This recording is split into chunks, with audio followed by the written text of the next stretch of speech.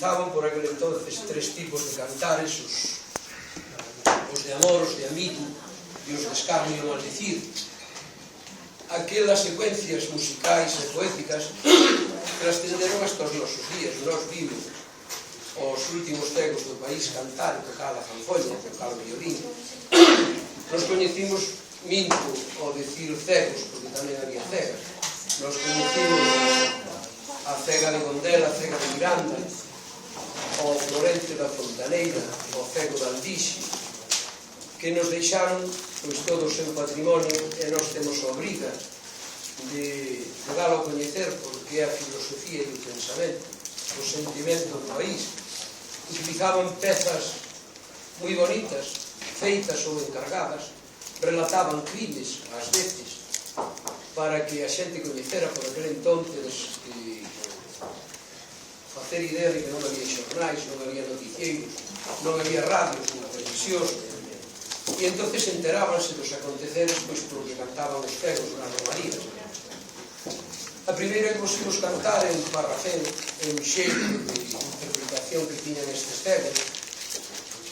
Home, eu podo vos contar tamén que os cegos, cando de nenos empía tocar, pois dábanse moitas circunstancias ao mesmo tempo naquela entrada do campo da Feira de Luz. Ali tocaban os cegos na entrada, en frente ao fielato, porque se pasaban para diante tenían que pagar, e eles non tiñan cartos. Vivían moi mal, eran os últimos tempos do seu ciclo. Pulían a pobreza e a miseria e vendían unhas coplas, unhos papeles que vendían por aquel entonces a media peseta, a 2 reais. E a xente que se creía urbanita e nun estatus superior, os que escoitábamos e a eles mesmos tamén mirábanos por enriba do ombreiro con moito desprezo por aquela música que interpretaban estes herdeiros da música xograr da Idade Media. Homes que sabían, casi sempre eran cegos, algúns eran fingidores de cegos, tenían as gafas por riba para poder interpretar, pero casi todos eran cegos. Interpretaban moi ben o instrumento que levaban, que era un instrumento miserable, e cantaban coplas como esta. Este é un parrafeo, que é unha historia de amor entre un mozo e unha moza. El pídelle, pois, chegar a intimidades, e ela di que non, que eso nada, que antes de pasar pola vicaría que non hai nada.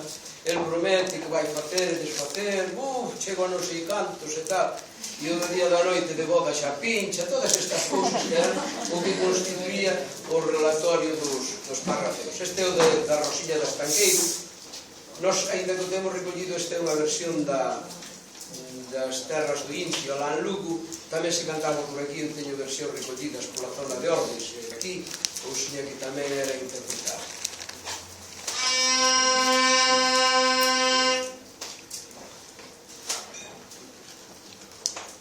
Ya que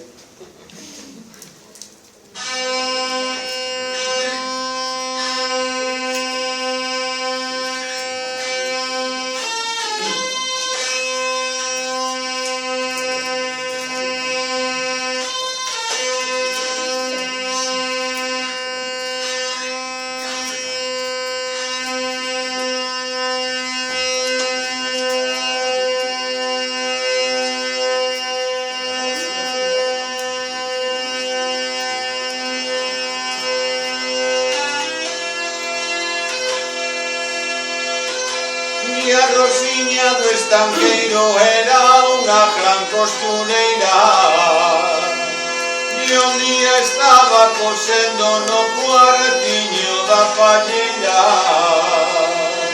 E Anselmo da Vilanova, que era o rapaz que la tiña, foise por tras do reixado por ver o que la facía. Rosiña estaba facendo unhas bravas e un sostén, foinas a probar o cuarto por ver si lle estaban ben. E Anselmo estaba mirando, xa non se tiña de pé, e dixolle a Rosiña que pernas tan guapas tese, que René a fote o demo que te trouxo por aquí. mala sarna te persiga. Que colorada te pose moi vergonzosa pareces, pois se nos imos casare indache a sei ver máis veces. Non te poñas tan poliño, xa te podes convencer que mentras estea solteira non as has volveré a ver. Selmo non tiña pensado de casare coa rapaza, porque non lle tiña dote, non lle a quería na casa. E así que lle viu as pernas, xa cambiou de parecer, que dote nin que centellas, o que vale ter muller. E o día 3 de setembro na capilla do Anexo, por un si que deu Anselmo, entrou libre, saliu preso. Cando saliron da iglesia, dixo o cura o Anselmo: agora tes quente, quente, as canelas no inverno. Falta me fai, señor cura, moito lle teño sufrido. Dormir solo no inverno é bo pra morrer de frío. E contestoulle a Rosiña desde a porta enfadada: pois a ustedes, señor cura, tamén lle esquenta a criada. Tiveron a grande boda e a estilo daquel lugar, chamaron os convidados e os gaiteiros pra tocar, bailaron a muñeira, foronse con sola cama. Se Anselmo facía ben e a seita lle ganaba. E alo pola medianoite Anselmo quedou dormido, e dicíalle Rosiña: despértate, meu marido. Tantas ganas que lle tiña xa paraches, meu danzante, cando hoxe estás cansado, que farás pra máis pra diante.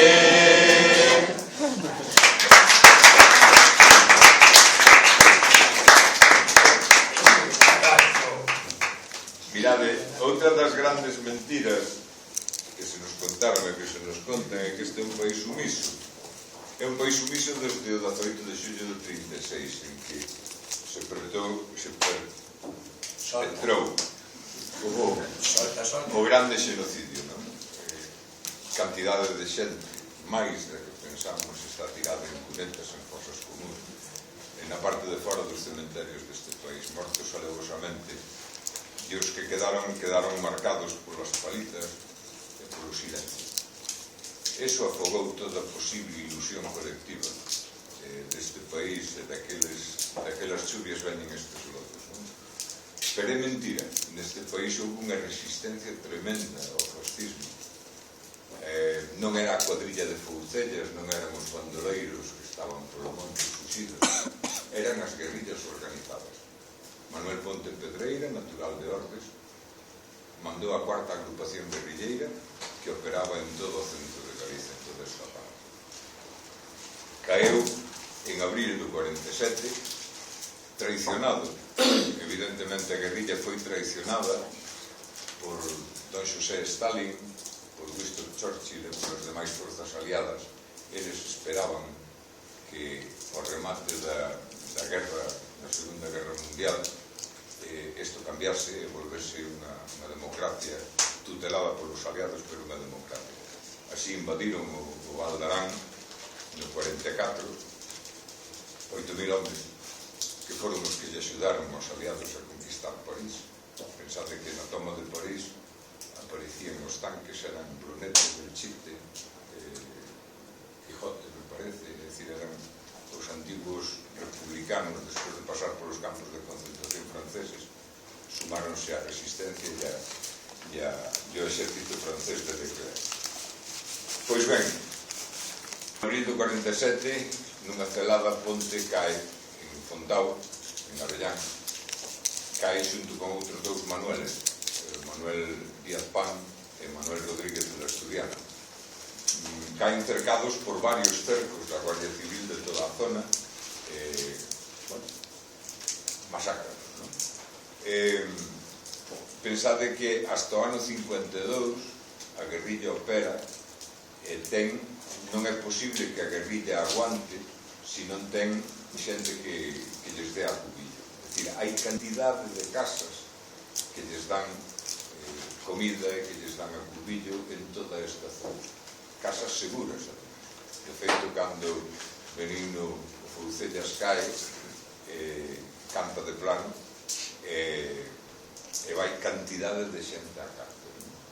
Canta de plano, entre outras cousas, porque os métodos para facer cantar é unha música bastante dura. Este é un cantar que foi feito en base a 3 coplas que tiñamos recollidas, que recollera Mero, que circulaban por castellano, e reconstruímos todo o feito este, falando con xente que foran enlazados da guerrilla e xente que estaba vencellada a guerrilla. Chamamos de cantar do cego a cego en Ponte.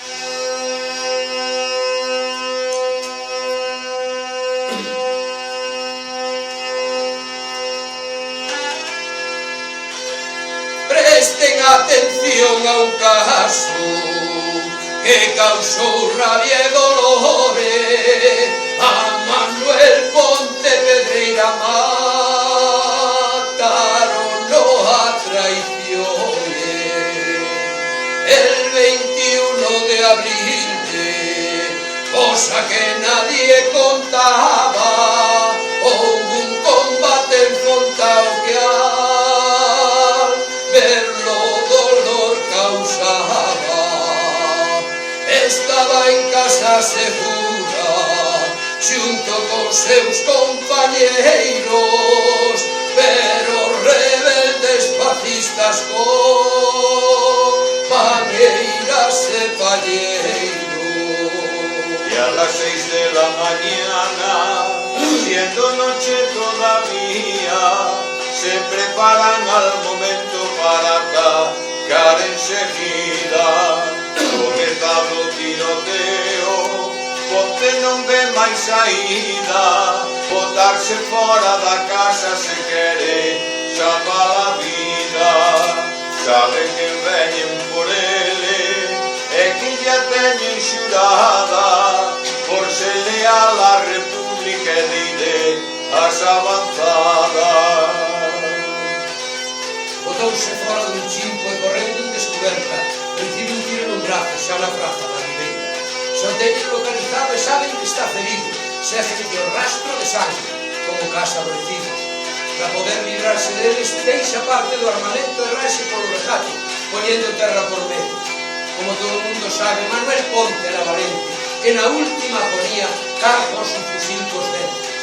Onde o rejato da vida, pola curva da Furoca, de Fontao a Fonte Mouro e a beira dunha cañota, coa roupa chea de sangue, vermella a súa bandeira, coa vida que se escapa e a cara da cor da cera.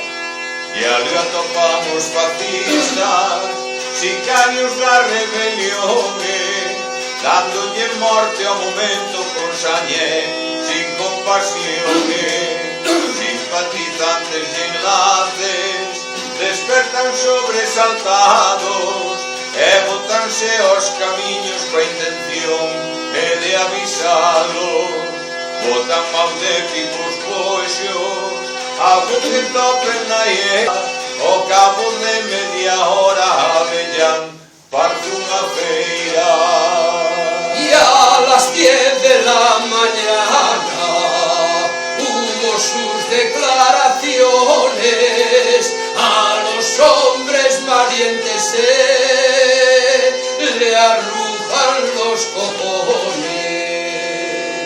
Non hai nada que facer, hai que renderse a evidencia. Ponteis con ele non se acaba a resistencia. Cae o ponte no Fontao da parroquia da Avellán e unha compañía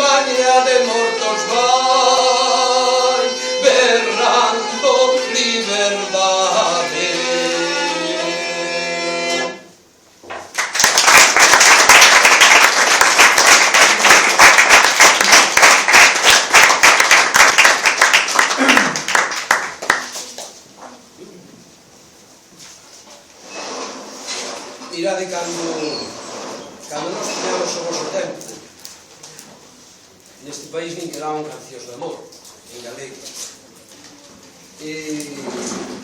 O Suso Bamonte, que era o meu compadre, talvez dicir que eu son padrino do fillo, tiña con nós os dous a teima de facer pezas de amor, peciñas que eran xuguetiños para que vós e as xeracións que viñeran despois tiveran cantos de amor e non tuveran como a nós que recurrir á música sudamericana. Nós, cando íbamos rondar as mozas, íbamos de vez en cando, tiñamos que cantar aquela de recuerdo aquella vez que yo te conocí, e todas estas, porque non había. Poemas preciosos, preciosos, preciosos, que delatan ese sentimento maravilloso que é o sentimento do amor. Non é ese. Non é ese. Eu iba a presentar outro, pero si queres cantamos ese, cando ese veces. Esta, por exemplo, fixo a Suso Bamonte, e cada vez que íbamos a un concerto con ele, pois eu levantaba o dedo e ele sabía que tiña que cantar. Quen a fixo foi Bernardino Graña, un poeta que ainda vive, vai moi maior, en Pescadillo, é de Cangas, do Borrazo, amigote noso, que é o gran poeta do amor e do mar, das dúas cousas, é grande, ademais ten o don da palabra, a virtude de saber expresar. Enamorouse, estando en Lugo, perdidamente, dunha moza de buen ver, que ainda é moi guapa hoxe, é amiga miña, eu sei da historia que tuveron, pero ela deu-lhe calabazas a Bernardino. Bernardino non, o pobre que sei, pois non tuvo a sorte e entonces Bernardino pregúntase neste poema como sería posible vivir sin ela. Esta canción popularizou no Suso, é unha canción preciosa, a mí sempre me gustou moito, e a Vini, que pedíamos, e hoxe imos vola cantar, porque a podedes aprender e ademais cantala canta a nos, o estribillo en Guinoado. Titúlase Volvín á Terra, e di así.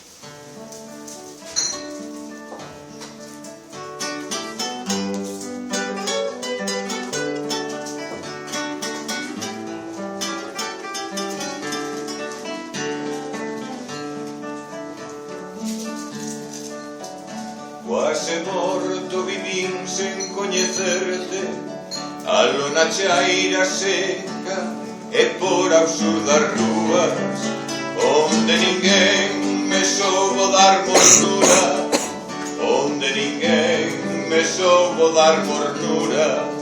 Foi soedade desconforme adentro, e a semente a cair en terradura. Como hei vivir mañá sen a luz túa, como hei vivir mañá sen a luz túa, como hei vivir mañá sen a luz túa, como hei vivir mañá sen a luz túa. Erguinme vinte ao regresar a terra, como se aquilo fora todo un soño. Pesado e ti, fora sempre miña, pesado e ti, xa fora sempre miña. E foi de novo materno en aluminio, o bico teu na lingua. E foi de novo o corazón adentro, comprender a existencia e a dozura. Como hei vivir mañá sen a luz túa, como hei vivir mañá sen a luz túa, como hei vivir mañá sen a luz túa, como hei vivir mañá sen a luz túa. Hoxe mesmo rachou o día en medo, entrou na fiestra un sol extraño inmenso, e deixaches mo leite en mantas frías, e deixaches mo leite en mantas frías. Está a volver agora, corazón adentro, soedade podre mía, a convertirse cada cousa en tumba, cada minuto en 60 agullas. Como hei vivir mañá sin a luz túa, como hei vivir mañá sin a luz túa, como hei vivir mañá sin a luz túa, como hei vivir mañá sin a luz túa.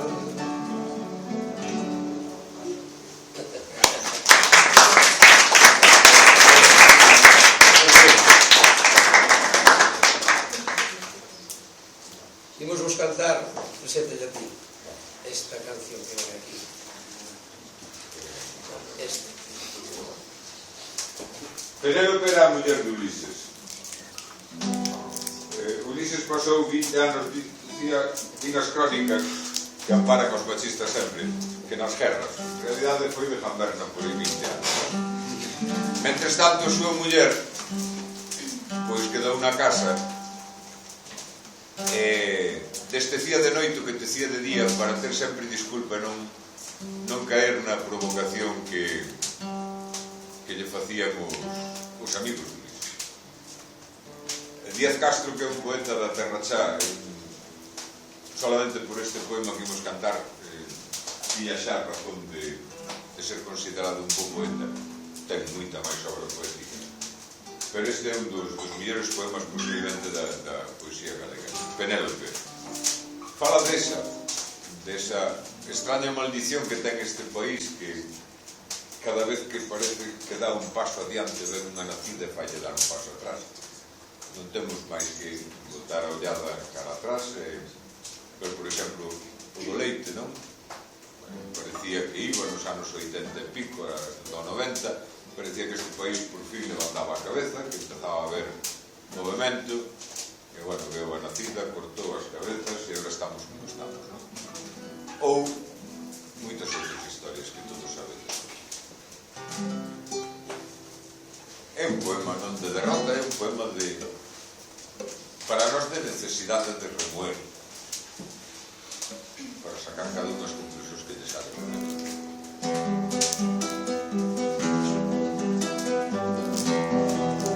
Paso adiante e outro atrás, Galiza, que a tea dos teus sonhos non se move, a esperanza nos teus ollos espreguiza, aran os bois e chove.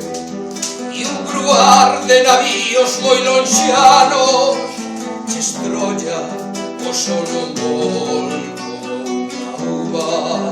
Pronto envolves tensabas de 1000 anos e en sonos volves a escoitar a chuva. Un paso adiante e outro atrás, Galiza, e a tea dos teus sonhos non se move, a esperanza nos teus ollos espreguiza, paran os bois e chove.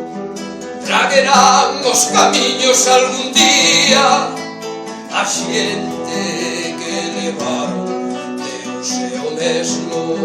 Suco vai, suco ven, Xesús María, toda cousa de pagar seu desmo, desorvallando os prados como é solo.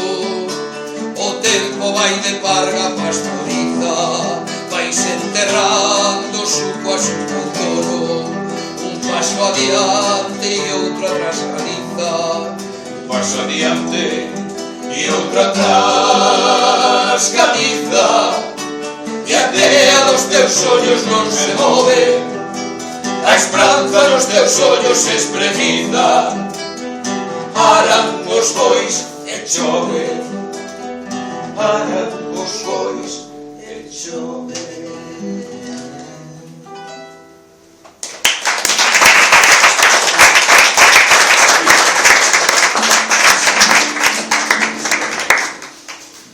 Unha das cousas, das ventaxas que ten para nós os músicos, os titiriteiros, que sucedan cousas como a barbaridade que estes mamarrachos que gobernan hoxe a Xunta e onte tamén fixeron co decreto ese do trilingüismo. Pois é que nos dannos materia para facer cancións. É a única ventaxa que ten. O de mamarrachos está dito a posta, decía, chamoullelo Abelino. un home que morreu hai pouco tempo con 98 anos. Avelino Pousantel o día en que, por unha manifestación en contra deste decreto, chegou a Telegaita a filmar cando estaba a plaza medio baleira, non? E agarrou o cacharro, se non termamos ver, péndalle o cámara. E díalle mamarracho, solamente lle salía esa palabra, mamarracho. Ben, nós que pasamos a época en que na escola dabanche, non solamente se petaban por falar o galego, sino que se rían de ti e te ridiculizaban diante do encerado.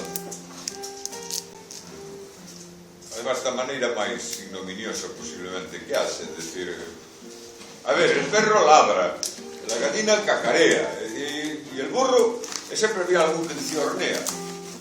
Hornear te horneas tú y tu padre, porque ya vosotros sois de allá, xa empezamos, non? Xa agachaba las orejas e dicía, que fixe, non? Pois, daquela era, para medrar na vida, tiñas que falar o castellano, non? E que non se te notara mucho que eras galego, non? Agora non, agora estes mamarrachos necesitan que sexa o inglés. Temos que aprender todos o inglés por narices, porque viste máis, non? Queda máis guai. Ben, pois esta canción chamase Aquí. Está feita simplemente para decir, mira, levamos muitísimo tempo aquí, estamos aquí, mal que despois seguimos seguir aquí. Este máis eu hai 40 anos casi, dábamos o idioma galego e a cultura galega por 10 anos de vida, que a realidade era que era, e sigue estando. É dicir, a capacidade de resistencia deste povo, que é absolutamente contradictoria, absolutamente alóxico, bueno, pero a capacidade de resistencia está aí, non? E, bueno, algún día diremos outro tipo de mensaxes cos canciones, non?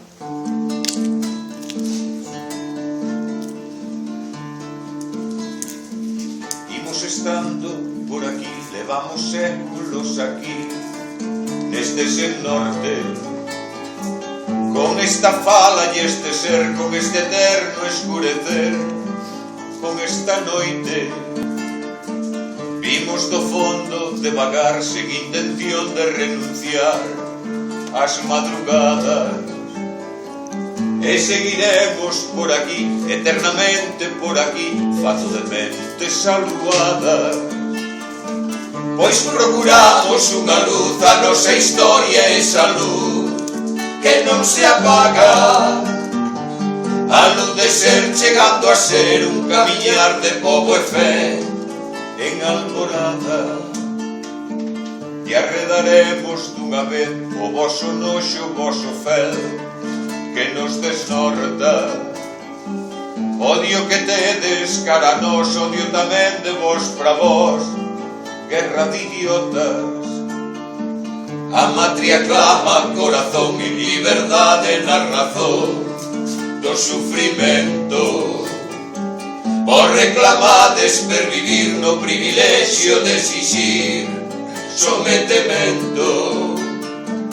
Nada vos queda por facer, a vosa teima fai crecer a nosa loita. Sempre volvemos renacer, sempre xurdimos outra vez tras mil derrotas. E aquí estaremos ao final en pé de matria comunal, coa luz a porta, con esa luz que nos negou tanta mentira que borrou a nosa historia. Imos estando por aquí, levamos séculos aquí.